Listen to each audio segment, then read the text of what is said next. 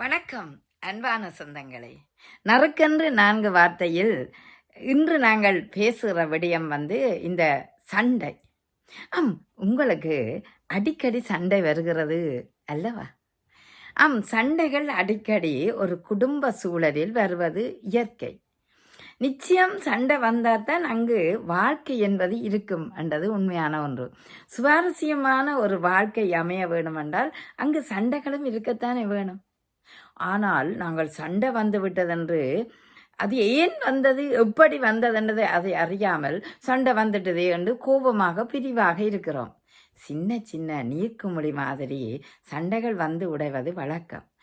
நீங்கள் பாருங்கள், எப்போதும் சந்தோஷமாக மகிழ்ச்சியாக இருக்க முடியாது, எப்போதும் சண்டையாகவும் இருக்க முடியாது. ஆகவே சண்டை பிளஸ் மகிழ்ச்சி வந்து கொண்டுதான் இருக்கின்றது. சண்டை என்றால் சதா சண்டை என்று இல்லை. இன்பம் எப்படி இருக்கிறதோ துன்பம் இருக்கும், இரவு எப்படி இருக்கிறதோ பகல் இருக்கும்.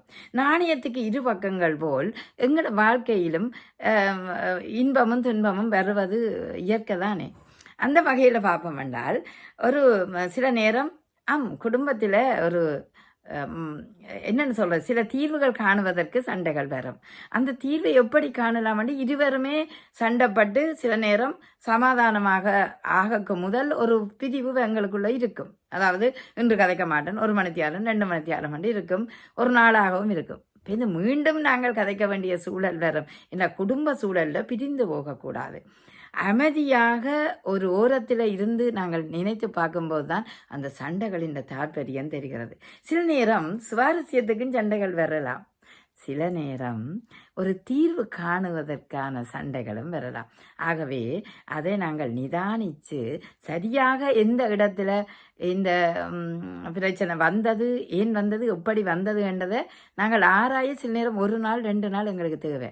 அதுக்கு பிறகு நீங்கள் ஆராய்ந்து பாருங்கள், யாரில் பிழை என்று உங்களுக்கே தெரியும். அங்கு அந்த பிழையை சரியாக கண்டுகொண்டு விட்டு கொடுப்புகளை மேற்கொள்ளுங்கள். நிச்சயம் சரி, உங்களில் பிழை என்றால் என்னில தான் தவறு, ஆனால் நான் சரியாக செய்ய வேணும் என்றதை இனி நினைச்சு கொள்ளுகிறேன் என்று சொல்லலாம். அதுபோல் அங்கே ஒரு கௌரவத்தை ஈகோவை வச்சிருக்காதையால் அவங்க தான் உடனே 2 பேரும் அந்யோன்யமாக பேசி மகிழுங்கள். பேசி மகிழும் போது தான் உங்களுக்கு மகிழ்ச்சி இருக்கும்.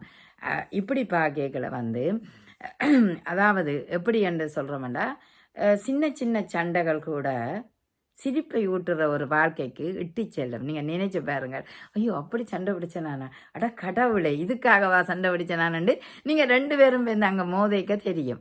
ஆதலால் சின்ன சண்டையில் நீர்க்குமிழி மாதிரி உடைந்து போகும். ஆனால் அது தார அந்த படிப்பினையை மறந்து விடாதீர்கள். ஒரு அனுபவத்தை உங்களுக்கு தந்து செல்லும். எனவே நீங்கள் சின்ன சின்ன சண்டை மகிழ்ச்சிக்காக பாசிட்டிவாக நினைச்சிருங்கன்னா வாழ்க்கை சுவாரஸ்யமாக இருக்கும்.